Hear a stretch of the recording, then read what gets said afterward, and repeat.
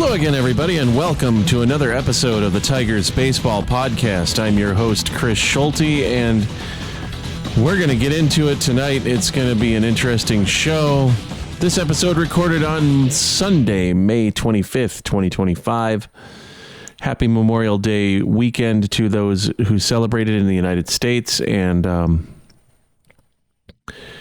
it's always a weekend that I have fond memories of as a kid and even as an adult before I moved up here to Canada.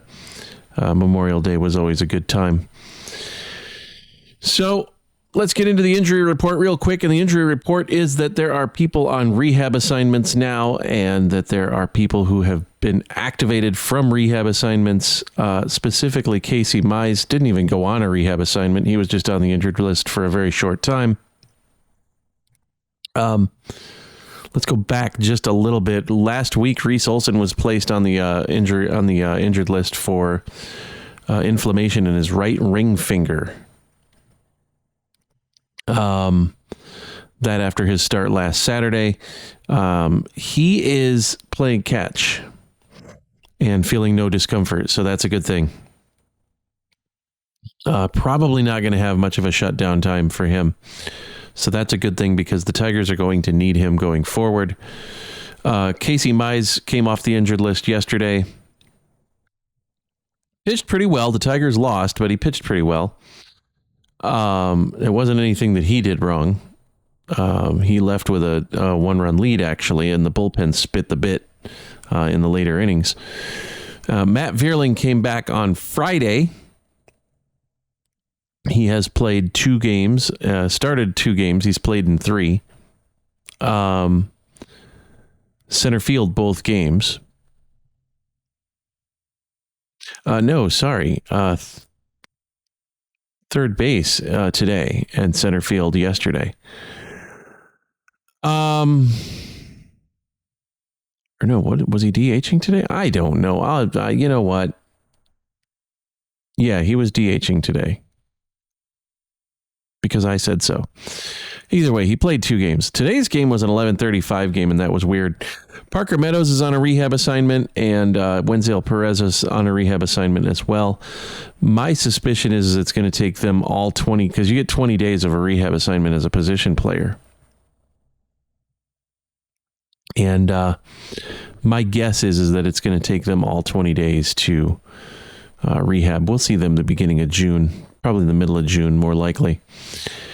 So that's been what's going on with the injury report. Sawyer Gibson-Long is actually ready to start a rehab assignment. And actually, I do believe he is in a rehab assignment. Alex Cobb got an injection in his hip over the last week. And so that's a thing that's going on there. Ty Madden is throwing. And that's your injury update. We're not going to talk about Jose Urquidy because, well, he never even made it to spring training. He had Tommy John surgery on the 8th of March. So that is what it is. Now we're going to go into this week, and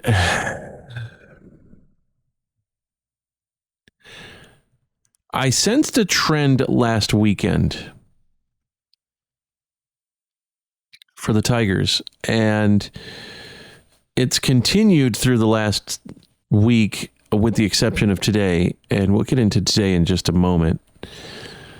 The trend that I sensed is the bullpen just isn't performing the way that it had last year.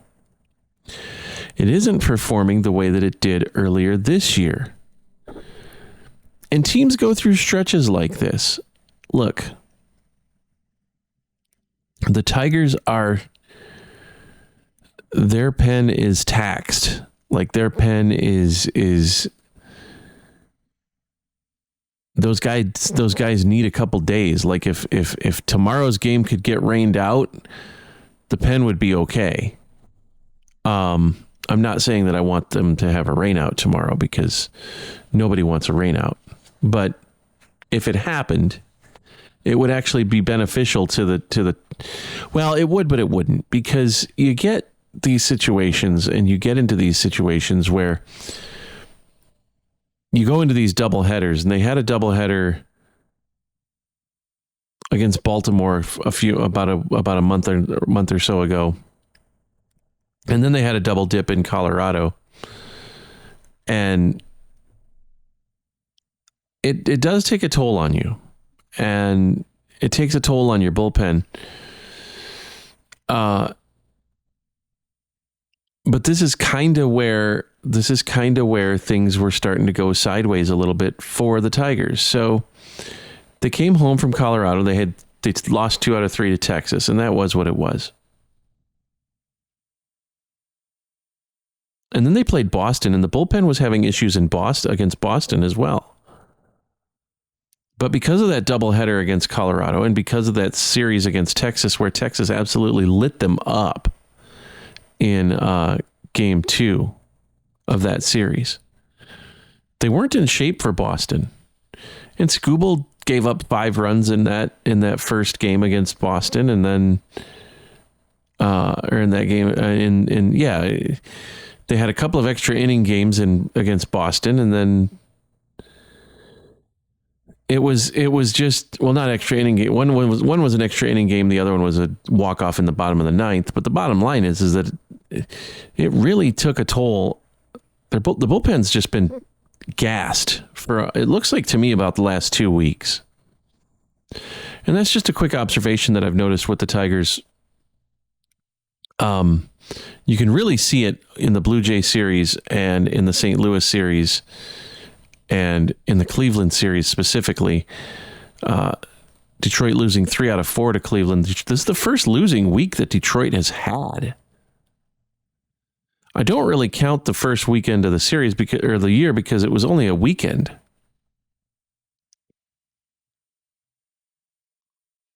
It wasn't a full 7-day week. This is the first losing week that the Tigers have had.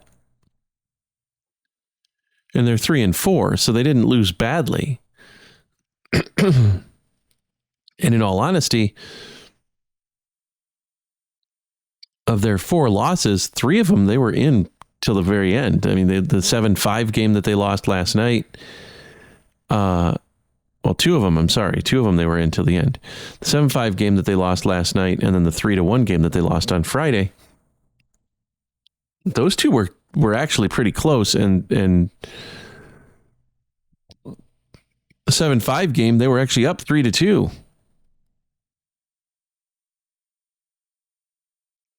Before, like I said, the bullpen spit it out. So it's I'm not panicking right now, but I'm a little concerned because of what shape the bullpen is in, especially considering who's coming up. They got Kansas City, or they got the Giants coming up this week for 3 in Detroit, and then they go on the road to Kansas City. And that's a big deal. Those are 2 big series. San Francisco's playing really good ball. Now, Detroit swept them 2 years ago in Comerica Park. They lost 2 out of 3 last year to them in Oracle Park. But the team that they beat 2 years ago isn't the same team that's playing now. So that's going to be a tough series. And then Kansas City, of course, is always tough for the Tigers. Detroit does not play blowouts against Kansas City unless they're getting blown out. If they win, it's usually by 1 or 2 runs at the most. So I'm really concerned about the pen, and I'm hoping that they're able to. AJ Hinch knows what he's doing. He'll straighten it out. But that's what I think has gone on with the Tigers for the last couple of weeks, is the pen has been just gassed. Now, a good sign for them, a couple good things. Number one, Tyler Holton is throwing strike 1 again for this first pitch, and he's actually looking better the last few days than he has in a long time. Secondly, Tarek Skubal pitched today, and that's always a good thing. And we're going to get into Skubal's outing, and this is going to be the meat of the podcast, because there's not been anything that's happened in the last 7 days that could top what Tarek Skubal did today. Complete game, no runs, 2 hits, 1 hit batter, 13 strikeouts. 94 pitches, 72 for strikes, 22 for balls.